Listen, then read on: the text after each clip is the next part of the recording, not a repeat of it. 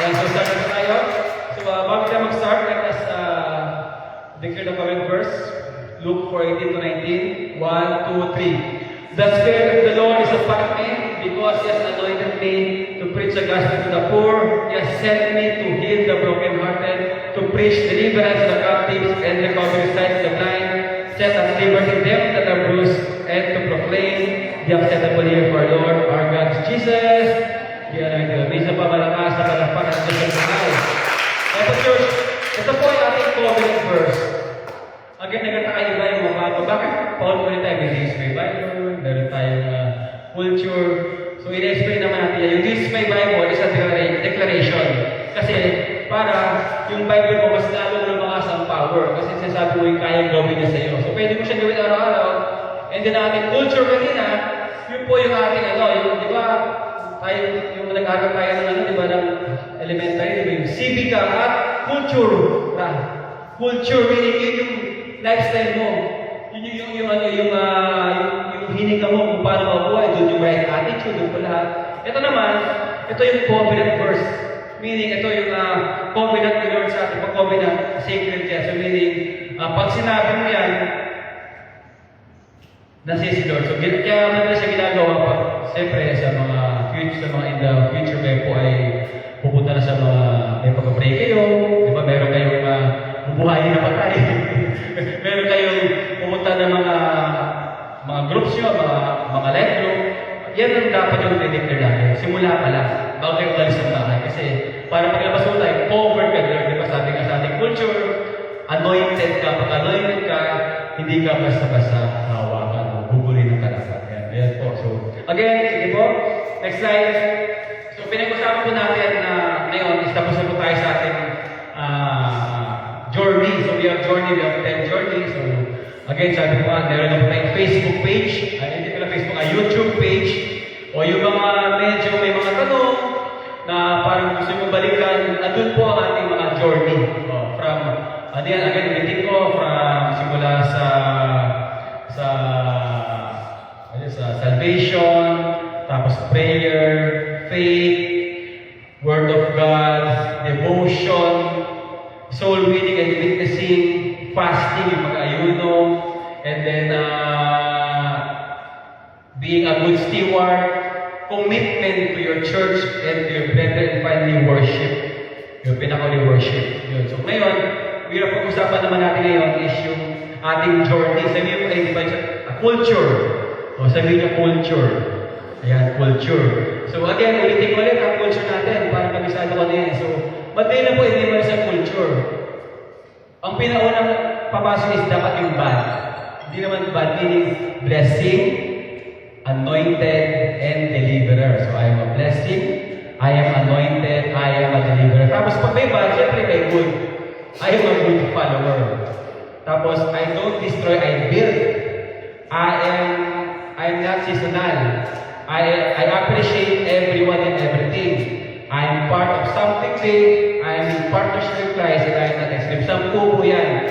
Kaya gusto ko i-discuss sa inyo para hindi kayo malito kasi mali na magsabi, I am a deliverer. Ano lang yan? Ano ba deliver natin? Mga parcel, hindi po. Again, tingnan natin, sabi sa conclusion ng deliverer, becoming a deliverer is a part.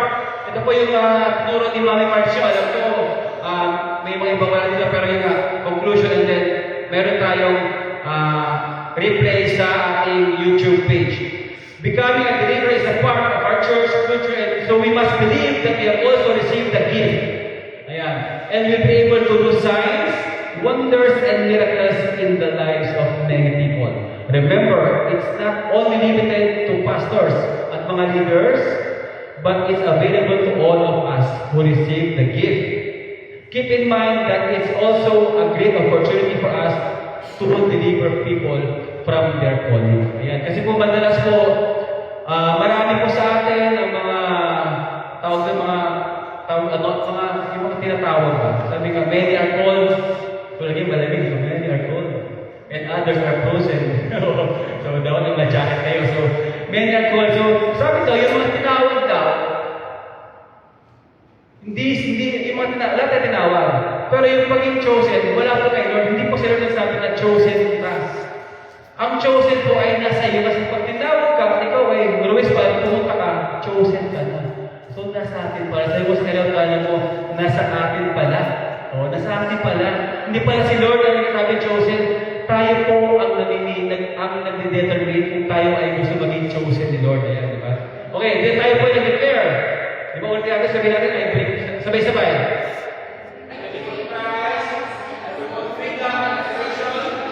I'm an instrument for signs, wonders, and miracles, and I am a deliverer. Ayan. Okay, so tayo po yung manalangin muli. Yes, Lord God, we have gone before you.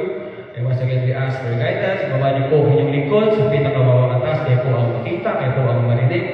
And then we ask for understanding, wisdom, in Jesus' name we pray. In the Father, Son, and Holy Spirit. Amen. Okay, so ang pag-usapan na po natin is na pala yung tapos na yung deliverer, di ba yung God? Blessing, anointed, and deliverers tatlo. 10 po yan. Kaya maganda, mahaba po yung natin. Hindi ko naman siya pagkasabay na kasi mahaba talaga.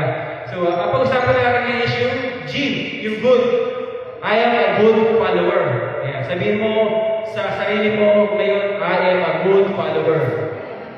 Ayan, so, good follower kayo kasi good follower yung daddy niya eh. Tsaka good follower din yung ating daddy rin. At good follower din ating daddy Risha. So, basahin natin. Ang sabi daw, there's a great blessing when we follow the right one.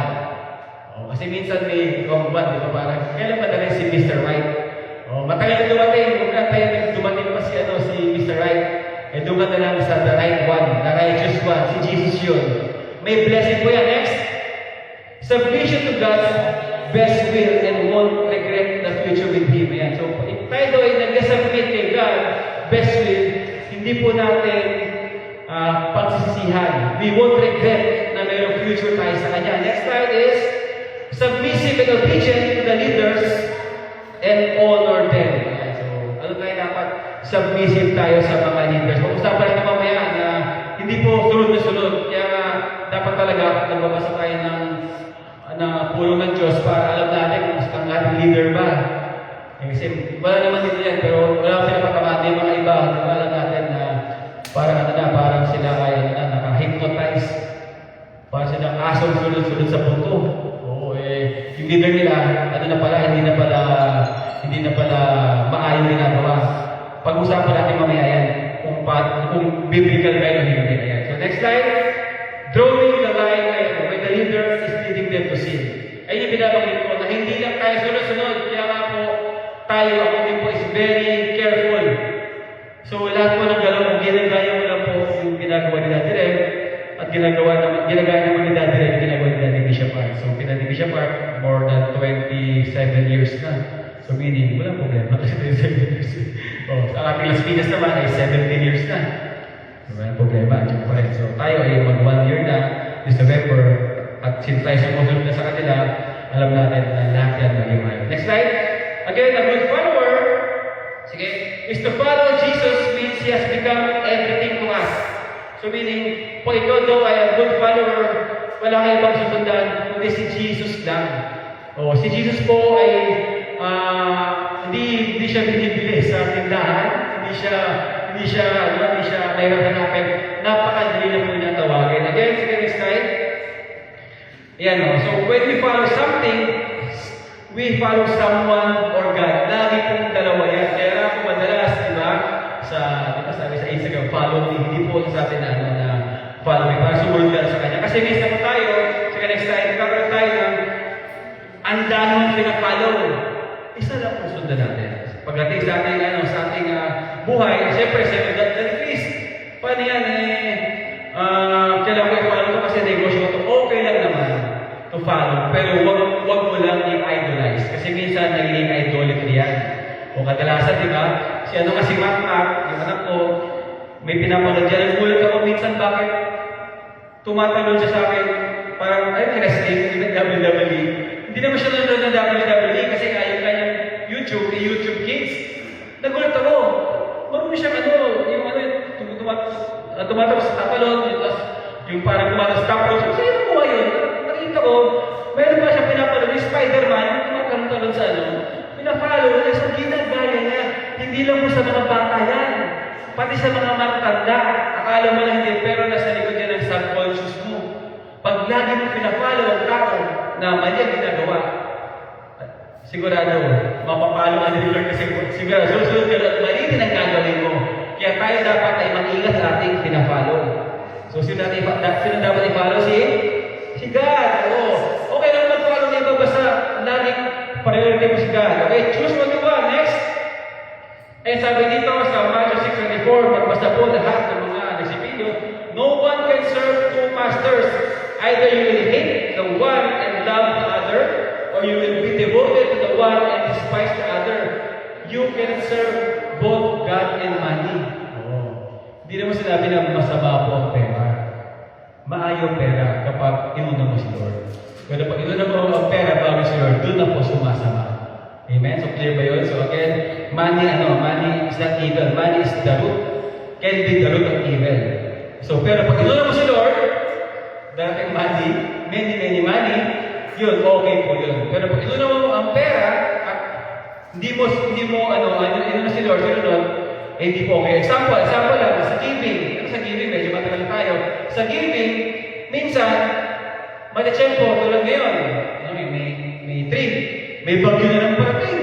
Yung 5-5, Shopee 5-5, tsaka yung Lazada 5-5. May mga sale. Ay, teka, hindi ko mo nabibigay yung aking tithes offering kay Lord kasi may sale. Tsaka na bibigay yun. Ibig sabihin nun, nag-serve ka na sa money. Hindi na si Lord. Kasi nga, mas nanginayan ka na hindi makabili ng mga sale sa Shopee o sa Lazada kaysa mabigay para kay Lord. Ayan, yun po. So next slide. Sabi din sa Exodus 20 verse 3, you shall have no other gods before me. Si Jesus po, si God the Father, ay napakaseloso pati Holy Spirit. Napakaseloso nila. Pag malaman nila, makaamoy lang sila. Alam mo, mas seloso pa sila sa inyong mga asawa. Sabi sa partner mo dyan, seloso po si Lord. Super seloso siya. Kaya nga po, tayo po mga Christian, mga born again, hindi na po tayo nag-pray kung kani-kanino. Hindi na po tayo, sabi niyo, hindi mo na yan si mother, si father, si brother. Sabi ko, lahat po sila, nasa langit na, nananahimik na po sila. Huwag mo na silang bulabugin. Ang sabi kasi, di ba sabi ni Lord, di ba, I am the way, sa John 14:6, I am the way, the truth, and the life. No one comes to the Father except through me. Kaya po tayo, hindi na po tayo nang bubulabog ng mga namayapan na. Yung mga buhay na lang bulabugin mo, ayan. Yung pastor mo, yung leader mo, yan bulabugin mo. Paano ba huwag mo na tawagin yung mga wala na sa mundo. Sila po inananahimik na, magpakita sa'yo, matakot ka. Atay ka mo sa puso, problema pa yan. Okay, so next slide. Sabi niya sa Matthew 16:24, then Jesus said to the disciple, ayan, so mamimili ka talaga. Whoever wants to be my disciple must deny themselves and take up their cross and follow me. So, deny, meaning, dideny mo yung mga gustuhan mo, yung mga luho ba, yung mga dating yung pakilala si Lord, kasi nga, nagbabalikan po yan. Diba, dati, may bisyo ka, ganyan. Ako, naranasan ba yan? Nakilala mo si Lord. Lalong lalakas ng demonyo kasi nga, gusto kanyang bawiin So, babalik sa'yo yung mga dating tropa mo na hindi ka pinapansin na sa mga papansin ka na, bro, tayo, drugs tayo, ganyan. Ako nga, example lang ako, ito lang, testimony to dati rin. Yung kakakilala ko lang kayo noong 2011, kakilala ko lang, bago nun, sabi ko, Lord, sana, hindi mo Lord, sabi ko, wala akong racket pa niya, di ba? Wala na mapuntahan, lumapit na kay Lord, pero nung kay Lord na ako, may tumawag sa akin. Actually, wala ko cellphone kakatubos lang namin sa Sage, yung online, na ngayon para mabiguhan na ngayon. Dati tawag doon Sage. Ano ba yung Sage? Yung online casino, wala pa mga bingo doon Matagal na kasi, 2011 So, sino lang ang cellphone doon, tinubos si Daddy Rev. May isang leader na ginamit si Lord. Ayan, dinibless naman siya ngayon. Nung pagkakuha na po ang cellphone doon, nag-ring. Sabi ko, sabi ko, speaker ko, sabi ko, Boy, kumusta? Nasa na yung contact mo na may bayar ako 1 kilo. Jesus, 1 kilo? At talaga mo doon, mga gramo-gramo, 1 kilo. Hindi naman siya okay, pero pera yun, nakita ko ng 100,000 doon. Hindi naman sa dahil kay Dad Rev. Nag-drive ko sabi ko, bro, pagbigyan naman natin si Lord yun. Tapos na ako yun. Simula nun, hindi na niya kinulit. Kasi grabe ko sa mga iba dito, na yung gusto daw bago, just say no. Sabi mo lang, bro, sis, tapos na ako dyan, kay Lord na ako. Ngayon kung gusto mo, sama sa akin, ito mo. Hindi ka natawagan sa ayaw pa na magbago. Kaya ganun sasabi ko sa mga nang world sa akin, yung mga ano, because sama ka sa church, ayun, tumawag sa akin, hindi mo na problema yun. Pero marami din naman na lumapit sa akin, na mga gusto mo bago, yan, tulad ko si Brother Clarence, yung lagi nagpapadala ng devotion, and then yung si Brother Joseph, may mga nadala naman din kay Lord. At saka dito alam ko, yung mga nabago dito, na parehas kami ano, yun po ay dahil sa biyaya ni Lord. Kaya dapat tayo ay ready tayo i-give up yun. And then, pick up their cross. Ang cross po mabigat. Cross po, ito yung mga pagsubok na inyong ma-encounter na sa pagiging righteous. Pero okay lang, dyan naman si Lord. Kaya nga, di ba si Lord, siya nang bahala sa cross natin. Okay? Pero church, meron din naman, sabi dito, meron din naman dapat, sa 1 Peter 3:9, do not repay evil with evil or insult with insult. On the contrary, repay evil with blessing, because to this you were called so that you may inherit the blessing. So, may dinang dito, tinatanggal natin yung ating old self. Di ba noon, kapag ikaw ay nabash, gaganti ka agad. Kung ikaw ay hindi nabayaran ng utang, 100 lang naman, ipopost mo sa Facebook, sisiraan mo 100 pesos lang. Oh, galit ka na. Pero sabi dito, kapag ikaw daw pala, kasama mo na si Lord, wala din natin ang nature. So, kung ikaw ginawa ng masama, gawa mo ng mabuti. Oh, alam mo kung bakit? Mahihiya yun. Mas lalo na yun, mas lalo siya magtataka. Bakit ang bait-bait dito sa akin? Baka may binabalang na masama. Baka papa-NBI naman na parang nangyari kay si Jason Sa, di ba? Dinabot ang NBI. Ganun na, ganun kabilis. So, kakabay siya. So, lahat na pag may ginawang masama sa iyo, huwag tayo nagante. Ang gagawin mo dapat, repay evil with blessing. Sabi mo, repay evil with blessing. Sino pong bahala sa evil na ginawa sa'yo? Si Lord na bahala. Paano bless na ganyan mo? Si Lord na bahala sa'yo. Basta, balik mo lang ng blessing. Kaya, kasi wala kang blessing. Pag inaway ka, God's hand ka ni Lord. Pag minura ka, God bless you. God bless you. Wag muna! God bless you. God bless you. Kaya, Jesus loves you. Sabi mo lang, mag-declare ka. Magugulat yun talagang hindi ka, miski may baril yun, hindi ka mabaril. Miski may pana yun, hindi ka panay. Sutuin ka, sabi mo, tayo pag-away sa'yo. God bless you. Jesus loves you. Tapos na, ganun lang kasi. Okay? Next slide. Ayan, sabi ko sa John 14, 16, 17, kapag daw tayo ay kadalasan, di ba sabi, hindi ko lalipas, kaya, madali mo lang sabihin, pero talaga pong nahirap gawin pag tayo ay nag-isa. Pero tayo ay kasama. Hindi po ko yun. Hindi ko po kayo kaya samahan araw-araw at minuto. So, sasama sa akin tayo Holy Spirit. Basahin natin sa John 14, 16, 17. And I will ask the Father, and He will give you another advocate to help you and be with you forever. The Spirit of truth, the world can accept Him, because it neither sees Him nor knows Him, but you know Him, for He lives with you and will be in you. Pumalakpak na malakas at nagsasabi na the Holy Spirit. Jesus is living in you. Kaya so hindi pa natin kaya pag wala kasama, pag di mo kasama sa Lord. Okay? Next slide. And sabi ko sa Luke 11, ito ang sasabi dito, huwag tayong lumaya sa mga Pharisee, sa mga Sadducee, na puro papapogi points lang ang ginagawa. Ayaw nilang maniwala kay Jesus, gusto nila sila lang. Kaya ano sabi doon? Then the Lord said to them, now, then you Pharisees, clean the outside of the cup and dish, but inside you are full of greed and wickedness. Huwag tayong tumulan sa kanila. Ano ba yung tawag sa mga Pharisee at mga Sadducee? Sila po yung mga malalayo ng tingin. Kasi, Pharisee, dami doon ang sa malayo. Ano na pala sa malami ng blessing? Yung mga Sadducee naman, mga lagi malulungkot. Pag nakita ka, Sadducee. Malungkot sila. Malayo din na malulungkot ng mga tao. So, either huwag tayo matulog sa kanila kasi sila po ay walang Holy Spirit. Ba't sila walang Holy Spirit? Kasi hindi nila tinanggap si Jesus. Di ba? Okay, pag wala si Jesus, walang Holy Spirit. Next slide. So, paano ba? Next slide na. How can we say that we are a good follower? Ayan, mabisa po na tayo. So, number one, una-una, we prioritize our relationship with Jesus. Number one, striving to be like Him. Hindi naman natin kaya maging Jesus talaga. Si Jesse Boy nga, Jesus na pangalan niya. Hirap na siya mag-Jesus na talaga, Jesus Christ. Ano na siya? Jesus Robles lang siya.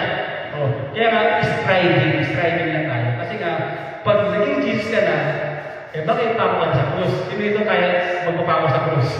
Wala, di ba? Kaya na lang buhati mo naman yung cross na ganun mabigat, hindi kaya. So technically, we're striving to be like Him. Sabi sa John 15 verse 10, sabi dito is, if you keep my commands, you will remain in my love, just as I have kept my Father's commands and remain in His love. Di ba? Kaya nga sabi natin, bakit ba tayo lagi nagbabasa ng Bible? Bakit na sumusunod? Kasi si Jesus, sumunod siya sa kanyang Father, kay God the Father. Diba? So sabi dito, kailangan you must keep His command and love. So, command and love. Next slide. Paano ba? How? Sabi ko how. How, diba? How, diba? Ito nga sabi ko, number one is praying. Diba? Praying. Diba doon nga may verse nga sa Bible na si Jesus daw, maaga-maaga pa lang, gumigising na. Si Jesus na yun, para mag-pray. Pero Diyos na siya, nag-pray pa siya kasi nasa katawan tao siya eh. So naramdaman niya yung parang may mga doubts, may fear. So ganun yun, kasi Diyos siya, nag-pray pa rin siya. O huwag tayo mga overconfident na hindi mo na kailangan mag-pray. Tsaka bakit? Ano ba ang ating goal? Di ba ang ating verse yung Matthew 6:33? Seek ye first. So pag-isip mo, hindi sabi, seek ye first your cellphone. O sino nag-like na yung post? Nag-reply na ba? Nasinso na ba? Hindi. Seek ye first the kingdom of God. So pag-isip mo sa umaga, hindi naman mahirap. Church, hindi naman mahaba na panalangin. Napakasimple, di ba? Pag-isip mo, Lord, I praise you. Lord, forgive me, Lord. Kung nagkasala ako siguro sa pagtulay. Sa pagtulay pala, wala. Lord, we thank you. At ang inisip mo, and Lord, guide me today. Cover me. Ganun. So, 1 minute or 2, okay na yun. Bago ka magawa na yun, tira nyo, subukan nyo. Maganda mangyayari. Tsaka, sabi sa 1 Thessalonians 5:17, ito yung sabi na, pray without ceasing. Meaning, hindi ka titigil mag-pray. Kaya isa sa mga tanong sa akin, sabi niya, Pastor, kaya brother, bakit hindi na kayo nag-sign of the cross? Sign lang naman po yun. Tsaka yung cross si Jesus, wala na si Jesus doon. So, meaning, kasi pag nag-sign of the cross ako, on. Tapos, off. Paano ba nag-trip ako? Bibitaw ko.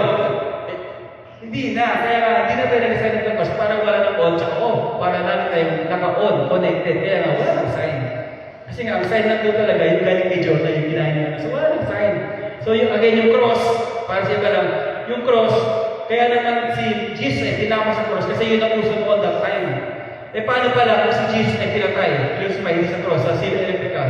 Paano yung sign ng electric chair? Gagano ka pa, upo ka pa, di ba? Gagano ka, di ba gagano ka, pray ka, Lord, ako yung mag-sign of the electric chair. Kaya po, walang ganon. So sa akin, hindi naman kailangan gawin na. Diba? So meaning, kaya sabi sa 1 Thessalonians 5:17 is pray without ceasing. Hindi yung without, walang sisi. Pray na may pag-sisi, pero without sisi. Okay, next slide.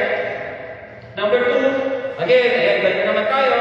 Kaya lagi ko dala-dala ng Bible ko, mapansin nyo talagang wala pa isang taon to. Halatang ginagamit, Kasi si Matpat, lagi nilalamutan ko kaya parang gamit. So, miski hindi ito nilalamutan, anak ko, mapansin mo, ang Bible po dapat ginagamit natin. Hindi siya antique o display sa bahay na pag sobrang linis, sobrang kala mo masaya si Lord, hindi. Ikaw lang masaya kasi akala. Ang demonyo masaya kasi hindi nabubuksan ang Bible. So dapat ang Bible po, kung meron kayo, kumuha kayo, gamitin, basahin nyo natin. Okay? Meditate His Word. Gamisan natin sa Joshua 1:8, diba? Sabi dito, keep this book of the law always on your lips. Meditate on it day and night so that you may be careful to do everything written in it. Then you will be prosperous and successful. Sino dito gusto maging prosperous and successful? Sino gusto? Walang kamay. Andiyan na po kayo. Diba? Andiyan na po.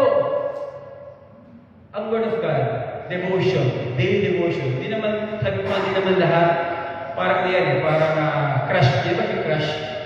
Sino din naman, di ba talaga crush naman? Di ba simula pa, pasulip-sulyak. Patingin-tingin. Pasulip-sulyak. Tapos tagal-tagal. Lagi matitingnan, siya-chat mo na. Tagal-tagal, magkasama na kayo. Pero hindi ng ang Word of God, kung natin, alam mo siya, John 3:16. Sabi na talaga, baka sa Old Testament yun Hindi ka makita sa Joshua ng John 3:16. Sabi nga yung Exodus, baka sa New Testament yun. Ang Genesis, Pero pag konti-konti binabasa mo, na-in love ka na. Eventually, binabasa mo. Ako nga yung kwento nga yung Judges, kahit sa araw, si Samson, sabi mo, si Goliath, Samson yung Goliath. Hindi pala, Samson yung Delilah na pala yun. Naputol na, hanggang doon lang. Sabi ko, ano nangyari Samson? Binasa pa niya kinabukasa kasi hindi pa payag si Samson kasi malakas siya pinagkais na siya ng mga Philistine. Pero mo, ikaw papayag ka, asawa mo, pinakasal doon sa bestman mo, tapos pinatay. Yung pala, plano pala ni Lord yun. Sinadya pala ni Lord yung mag-asawa, ngayon ko na nalaman, sinadya pala ni Lord na mag-asawa si Samson na isang Israelites, na isang Philistine. Yung Philistine, doon po nanggaling si Goliath. Yung mga nangaaway. So, si Samson, love sa isang Philistine.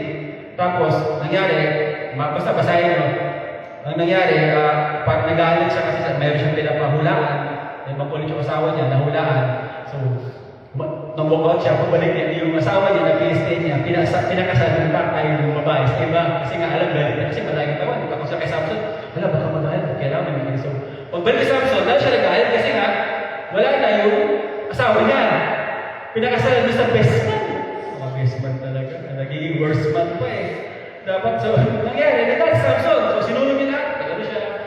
So, kaya ginawa, nung nalaman naman ng mga Philistine na yung mga facts, nilagyan niya ng mga kapoy, nasunod yung mga taniman nila, kabuhayan. Pero kaya naman nila yun, asawa ni Samson, na dapat asawa niya, mahal niya yun. Doon siya nagalit. Talagang inubos siya talaga yun. Pero yun nga, sabi nga, marupok. Sabi niya marupok. Huwag tayo marupok. Kahit gano'n siya kanakas, marupok pa rin siya. Natukso pa rin siya kay Delilah. Sinasayo wala siya Delilah.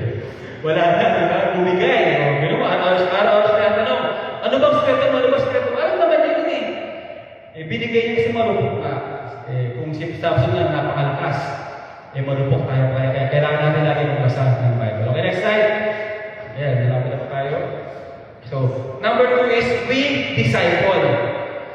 Bakit pa tayo mag-disciple? Kasi nga, gusto natin gayahin si Lord, di ba? Si Jesus. Basahin natin again ang John 21, 15, 17. Sabay-sabay, sabay-sabay. Yung mga gusto ng blessing. 1, 2, 3. When they had finished,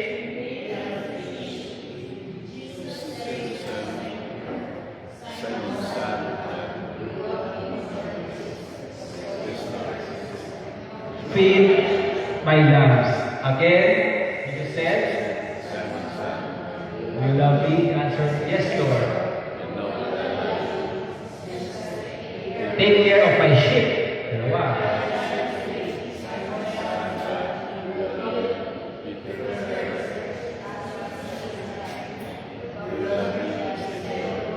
Know all things you know that I love you. Jesus says, feed my sheep.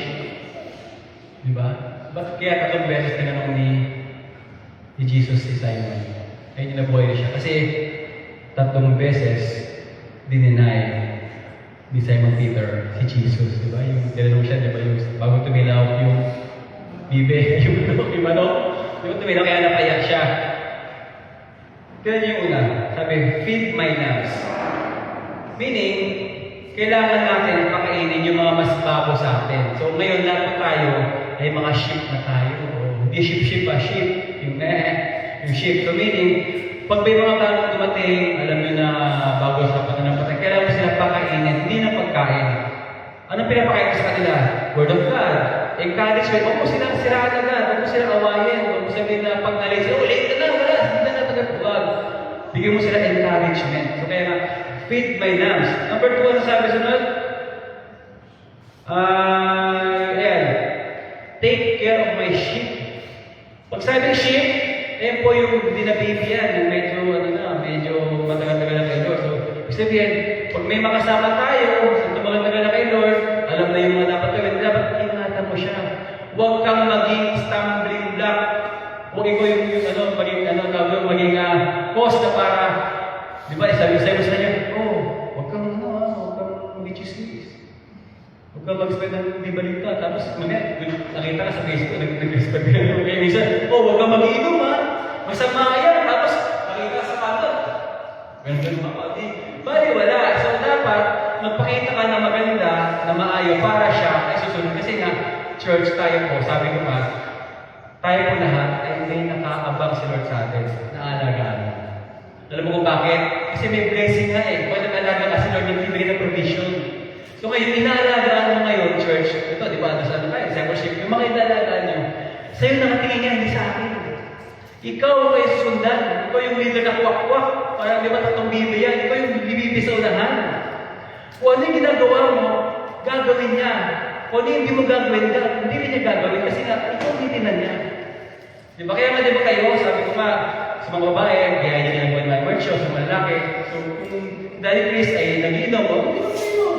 Kung Daddy Chris ay mura-mura, hindi nagbuwas na namin, huwag kayo buwas na may boss. So, tingnan niyo lang ako, ito ang sabi na biyahe lahat. Kung baga at least makita niyo na ito yung ginagawa ko. Ito ay ginagaya ko lang din naman. Ginagaya ko lang si Daddy Krisha, si Jesus, di ba ginagaya? So, gaya, sabi mo, gaya-gaya. So, gaya-gaya na kami din. Ang CPA, ibig sabihin ng CPA, copy-paste accounting.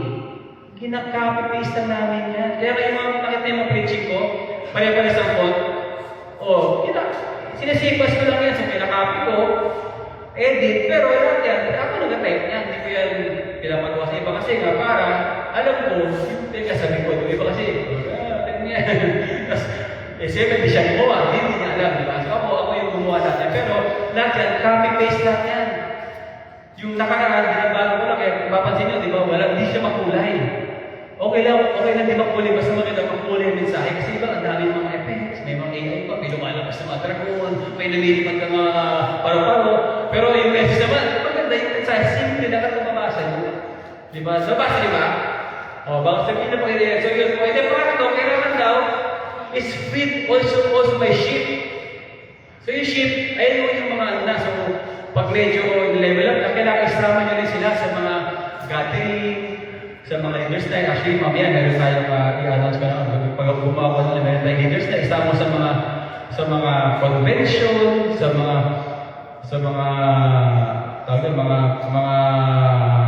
training, ganyan. Yun na yun. Kaya nga, kailangan, tayo ay love disciple. Sabi niyo, we disciple. Yes, number 1, prayer and disciple. Next, number 3, we also submit. Dito sa basa. Submission is acknowledging God as the ultimate authority and obeying His command. So meaning, tanggap mo na si Lord yung masusunod sa buhay mo. Tanggap mo lang, pero hindi mo susunod. Lahat tayo ganyan, pero okay lang. Basta manatili ka lang. And then, sabi dito, sa Matthew 26:39, going a little further, He fell with His face. Si Jesus yan. At sabi na, and prayed, my Father, if it's possible, may this cup be taken from me, yet not as I will, but as you will. Meaning yung cup of paghihirap, yung suffering, sabi ni Lord, pwede ba? Pas na ako dyan, kasi Diyos naman ako. Pero hindi, kayo pa rin masunod. Ganun po mag-pray, mga kapatid, mga anak, mga brothers, sisters, ganun mag-pray kay Lord. May gusto ka, pero sa dulo, sabi mo, Lord, as you will, according to your will. Pero mag-pray ka talaga, pero sa dulo lagi sa Kanya. Kasi nga, pag di mo pinipin mo gusto mo, mas mahirap yan. Talagang abuti ka na ng siyam-siyam, baka rapture na lang, wala pa rin yung prayer mo. Yung iba kasi, ito wala rin yan. Meron ko kilala na parang si dad ko matanda lang ng konti. Nag-pray siya na blue blood. Babae ito, single yun. Nag-pray siya ng royal blood. Nasa Pilipinas tayo, wala na royal blood dito. Gusto mo lang sa Mindanao. Kasama ka ng mga dato, royal blood. Pero Islam naman yun, hindi naman Kristiyano, di ba? Hanggang ngayon, wala pa rin siya asawa. Sabi ko, pumunta ka sa tindahan. Bumili ka ng royal true orange, ilagin mo. Kaya yung blood mo magkaka-royal. Yung kasama ka, di ba yung royal blood ka din? O di ba? Ganun lang yan eh. So meaning, dapat, tayo, kumbaga, medyo realistic na yung prayer natin. Okay? So again, next slide. Submission and surrender, like Paul, ginawa ni Paul, freed him voluntarily, humbly, out of desire to serve, bless, and help others. Ayan. So si Paul ay wala siyang iniwan. Yung mga iba kasi sabi, Lord, magbago ako. Pero okay lang ba na mag-scatter na ng konti kasi malaki na talo ko. Baka boy-boy na. Walang compromise. Sabi nga, full obedience, hindi partial obedience. Pag partial obedience is disobedience. Huwag ka na sumunod. Sayang na naman ng ano mo. Pagalitan ka pa, umiyak ka pa, papray-pray ka pa. Tapos meron pa yung partial ng baptism. Wala yung church. Kailangan talaga full. Ito pa ang ginawa ni Paul. Ang kanyang desire is to serve, bless, and help others. Humbly, voluntarily. Sabi sa Ephesians 5:21, submit to one another out of reverence for Christ.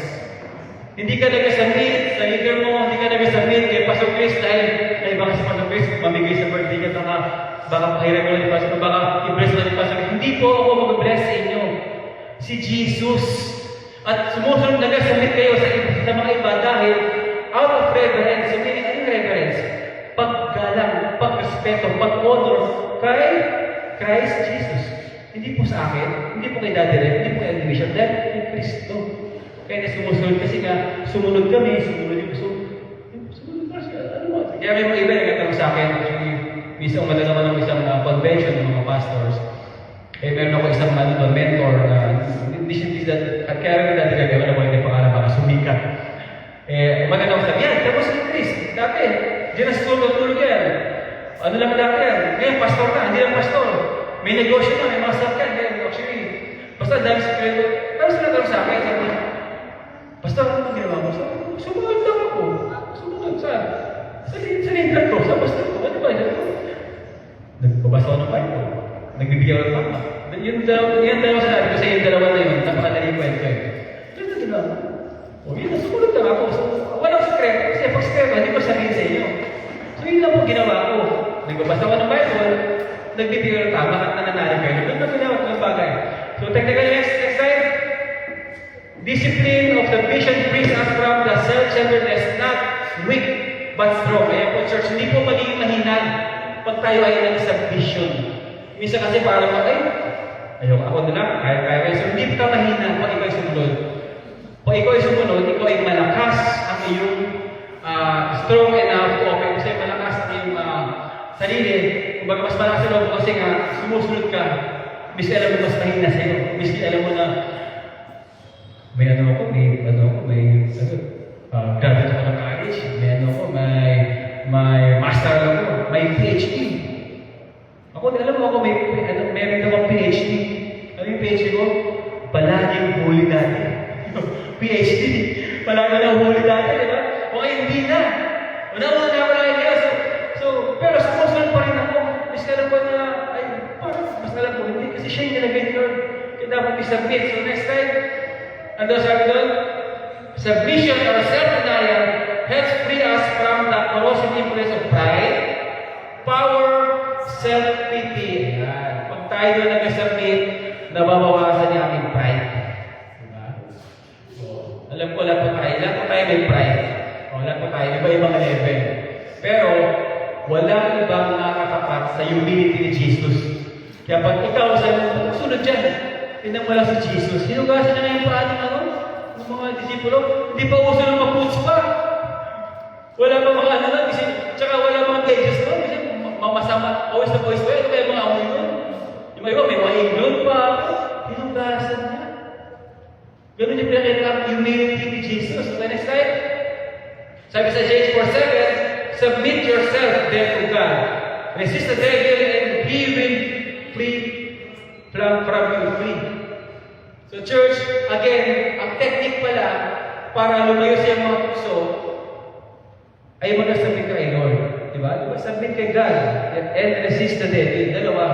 Iba kasi, tukso, layuan mo ako. Hindi lalay siya tukso. Kaya nga tukso nakadikit sa iyan eh.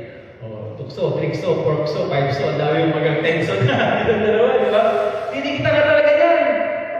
Hindi yan titigil. Pero, pag ikaw ay submissive kay Lord, anointed ka, ay, di makalapit sa'yo. Sa malayo pa lang, alam mo na yan. At i-review ko siya, resist na din. Next slide. Ano ba? Ito pa. So, kanino tayo mag-submit? Ayan, ito na. Hindi po yan inumulog sa mga pinakamalapit na mga, di ba, sa sabihin natin mga form. Hindi po. Number one, we submit to authorities. Ito po yung ating government. Basahin natin sa Romans 13 verse 1. Let everyone be subject to the governing authorities. There is no authority except that which God has established. The authorities that exist have been established by God. So sa Pilipinas natin, wala pa naman gano'n na hindi ka susunod. Di ba? Basta, ganun Christmas baka di na kayo ito. Hindi, wala pa. Nangyari yan naman, panahon na ganyan, di ba? Sabi, huwag kayo magpure ng 30 days and 30 nights, kundi papatayin kayo. Anong ginawa ni Daniel? Next slide.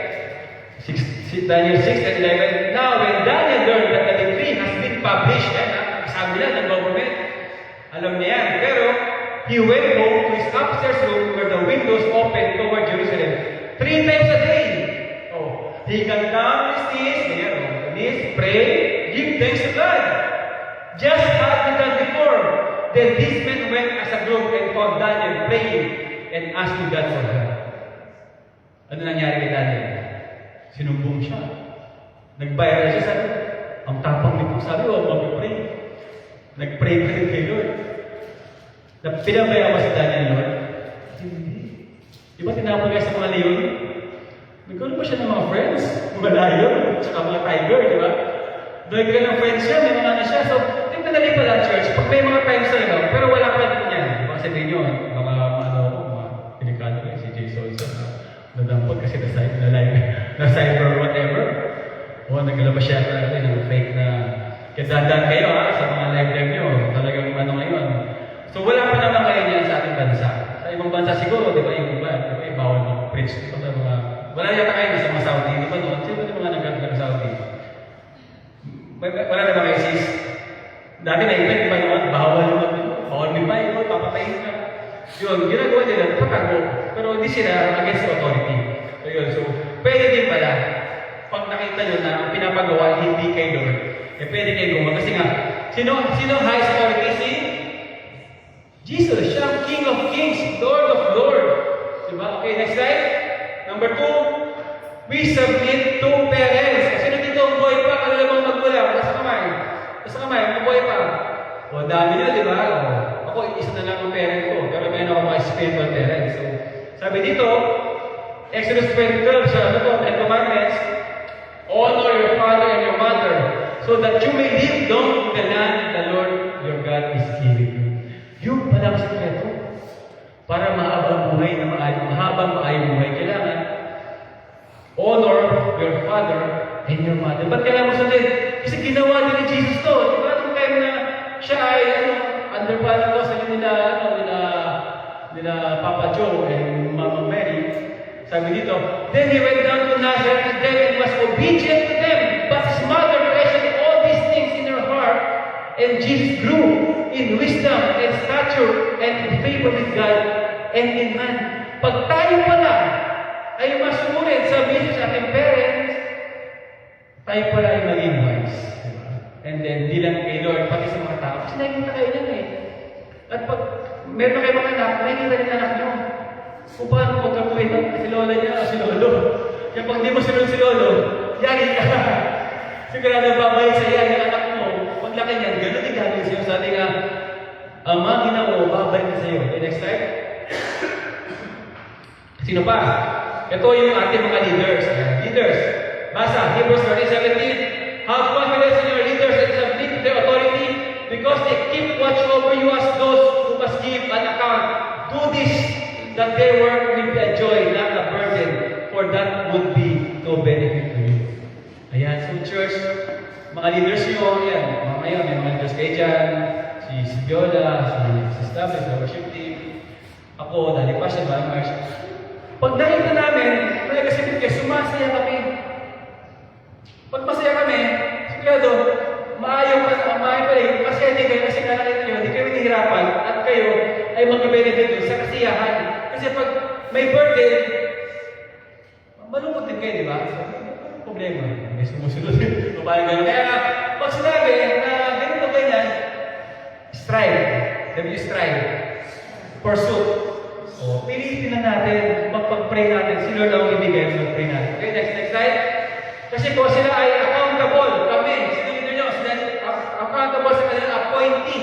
Sino ba appointee nila? They give us direction and help in the times of need and our blessing from God. Ang appointment natin si God. Si God po na-appoint ako. In-appoint ako ni God Red. God Red, in-appoint ni Bishop. Ni Bishop, in-appoint ni God. So meaning, God po na kay God. Kumbaga parang may presidente, may general. And the next slide. Ayan, so next is, ano na? How to submit to our leaders. Yan. So, may mga times kasi minsan, sunod ako pero saan na lang sa bibig lang. Number one, kailangan daw ay may loyalty. Sabi mo, loyalty. Ayan, sabi sa, ito, si Ruth, diba? Nalala niyo yung preaching ni Brother Chris, di ba yung buhay ni Ruth? Sabi dito yung, but Ruth 1:16, but Ruth replied, don't ask me to leave you and turn back. Wherever you go, I will go. Wherever you live, I will live.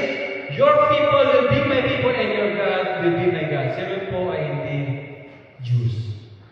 Oh, siya po ay South Greece. Hindi Jews. So, iba siya si Ruth. So, meaning, ibang tribe siya. Hindi ko malala, Canaan ba siya? Canaan? Or basta Gentile siya, hindi siya mga Jew, hindi siya Israelite. So, pero, dahil yung nanay niya, Israelites, ano pa kasama niya Israelites, namatay na, sabi niya, hindi. Hindi pa nga niya nanay yun eh. Hindi mo paano siya, siguro baka patagal na nanay niya. Sabi sa nanay, hindi kita iiwan. Kasi, parent kita, leader kita. O, next slide. Kailangan din daw, sa mga leaders, kahit po ay mag-seek advice from them. Hindi lang tayo pupunta pag tayo ay sick. Minsan, pag may sakit na, tsaka lang pupunta sa mga leader. Pag may sakit, may problema, di ba? Pero pag may mga bagay-bagay na mga example, magkapalit trabaho, example, may gustong gawin na ganito, ayaw mag-consulta sa leader. Konsulta lang namin, ipakonsulta, kailangan mo ba gawin? Hindi, di ba? Consultation. Yung meron ko kilala, pumunta ng doktor eh. Ang dami hindi nila sa tinapon. Di ba tinapon? Ang dami, hindi ko mamahir. Makapagas sa kanina. Saan ka na pa doktor? Hindi ko pa sumunod eh. Di ba? Consultation meaning asking for advice. Di ba? Kaya meaning, huwag tayo pupunta kung tayo may sakit na, pag naghingalo na, hindi. Dapat habang malakas ka pa, may mga special ano pa, may mga, meron ka magkapalik ka ng trabaho, punta ka, may dati pa, Mami March, pag-pray po. Ganyan po. Tinan nyo, maganda ang yung buhay yan. So, sabi sa Proverbs 11:14, where there is no guidance, people falls, but in abundance of counselors, there is safety. Again, abundance of counselor, hindi po to, pipilitin kayo na mga lapitan nyo. Huwag kayong lalapit sa mga horoscope, huwag kayong lagi tawag kay Pop Jack. Yung mga love life yan, naka-ano pa, naka-broadcast pa. Huwag kayo masyadong maniniwala sa mga TikTok, yung mga doktor. Actually, yung tinanong ko sa mga doktor, sabi ko, Dok, ano ba yung mga sabi ng mga doktor na sabi, ito yun.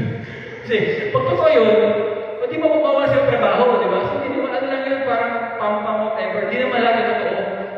Di ba kasi, hindi mo wala trabaho kasi masasabi iba na parang daw bumalik sa ito, ito rin mo, magsayaw ka na ganyan, magagaling ka na, magaling ka.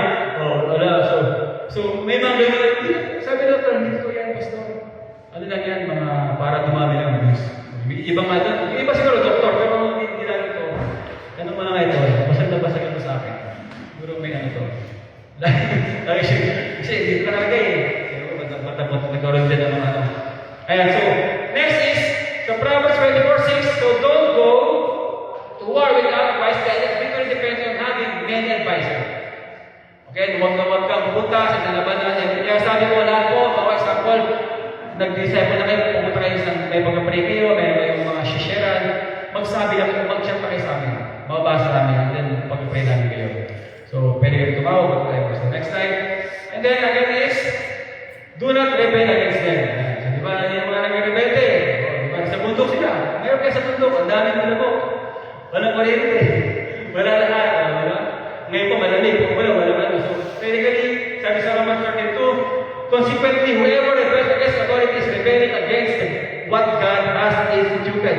And those who do so will bring judgment to themselves. Next slide. Hebrews 13:17. Have confidence. Sabi niyo confidence. O, mag-kumpiyansa sa leaders nyo kasi nga, dinaanan na namin. O, hindi na kami tumambay. Dumaan naman. Hindi kasi tumambay. Alam na namin yung mga dapat gawin for the glory of God. So, kaya gusto natin ituro sa inyo. And then, submit to the authority because they keep watch over you as those who must give an account. Do this so that their work, inulit-ulit, kasi kanina, will be joy and that there would be of no benefit to you. Next slide. Ayan. Respect and honor them. 1 Thessalonians 5:12. Dear brothers and sisters, honor those who are your leaders in the Lord. They work hard among you and give you spiritual guidance. Church, pag honoring meaning, kasama yung respect. O, yun ang pinaka-isang meaning ng respect. Yung iba kasi, akala niya pag honor, binibigyan ng pera. Kasama yun. Kasi sa church ginagawa yun. Honor, binibigyan mo ng pera, binibigyan mo, pero hindi ka naman sumusunod. Kawawa ka na binibigyan mo, sumasakit lang ulo, pero parang binibigyan mo lang siya. Wala po gano'n. Yung mga nagbibigay ng pera, kailangan mo sumunod muna. Yun ang pinag-importante ang sumunod. Kasi ang sumunod ay mas valuable pa sa pera. Kasi nga, pag sumunod kayo, gagandang buhay nyo, maayos kayo. So, sila matuwa sa amin. Ako, good for pwede kayo. Matuwa rin sa inyo. Lapit tayo.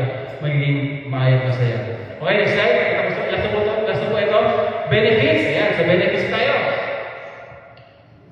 Sakto, 11, 10. Tapos na. So, number 1, there will be no limits or ways of blessing God has given you. Pag tayo pala ay good follower, submissive, hindi nag-rebel, magalawin, basahin yung Deuteronomy 28:1-14. Ayan po ang blessing of obedience. Andiyan po yung kaysa ka mapunta, bless ka, yung once you grow, and everything. Basahin nyo. Nakatuwa. Pero, kung hindi ka sumunod, yung 15-16, ang dami. Yun naman yung curse. Pag hindi ka sumunod, di ba? Pero magandang malaman mo rin. So, technically, check nyo ang Deuteronomy 28:1-14. Next. You will experience all God's promises as you obey His word. So, paano mo ma-experience ang promises? Kailangan obey sa word. Saan ang word? Andito po sa Joshua 1:8, di ba? Di ba? Sa Bible din. Sa Bible. And then number 3, God's protection will be with you. So meron ka na provision, meron ka naman kayong protection. Psalms 91. Ito yung si David, prayer for refuge. At nakatawa nila yung 14, 15, 16, sumagot si Lord. Sabi niya, I will protect you. Makita niyo, ako baala sa iyo. Sumagot si Lord. Kasi nga si David ay naging good follower. Kasi baka si David wala, kanta dito. Si David, bago siya magpuri, bago siya matake, nagpa-pray siya at nagbabasa siya ng Bible. Kaya po, effective ang kanyang pag-offer natin. Hindi lang sinasabi pero ginagawa niya. Yun po ay by prata na. Yung kanyang kanyang Kaya nga, di ba, yung mga nagpuri na matindi, kasi nga, alam nila yung salita. Alam nila na pag nagpuri sila, so parang ramdam nila sila, kaya grabe sila magpuri. Kasi grabe siya mag-send, grabe siya mag-worship. Yung po kasi, pray siya naman din, tsaka na, basa siya ng Bible. Okay? And then, sa Matthew 28:19-20, alam natin ito, yung Great Commission naman to, yung muling habilin to ni Jesus, di ba? Go and make disciples of all nations, baptizing them in the Father, the Son, the Holy Spirit, teaching them to follow all my commands, so that they will go to them, and I will be with you until the end of time. So meaning, pag ginagawa mo pala yung kalooban ni Lord, at ang bagay ay magiging maayaw at hindi ka niya pumabayaan. So tayo mag-declare. So, sige, next slide. Conclusion. Being a good follower is an opportunity for us to become more like Jesus. We are highly favored as we listen and obey Him. Let's declare. Number 1, I love, honor, and follow God. Therefore, I love to submit to my leaders. And I obey and not complain. I don't go without blessing. And I am teachable. And yun na. So Lord, thank you Lord God sa ating mga leaders or God. We declare claim na lahat ng mga narinig namin maging submissive sila. Maging good followers sila Lord God. Patuloy mo sila bigyan ng iyong protection, the favor, the provision Lord sa buhay nila at mangyari sa kanilang Joshua 1:8, God, maging ang Psalm 91, maging ang Deuteronomy 20:1-14, lahat po ng mga benefits, para mapunayang magawa niyo po ayon sa inyong kalooban to make you famous. In Jesus we pray, in the Father, and the Spirit, and the Holy Spirit. Sabi na, Amen. Para naman sa Diyos. So, take your seat. Ito po tayo. Okay, so again, may announcement na po tayo, announcement. So, palagay na ng poster natin.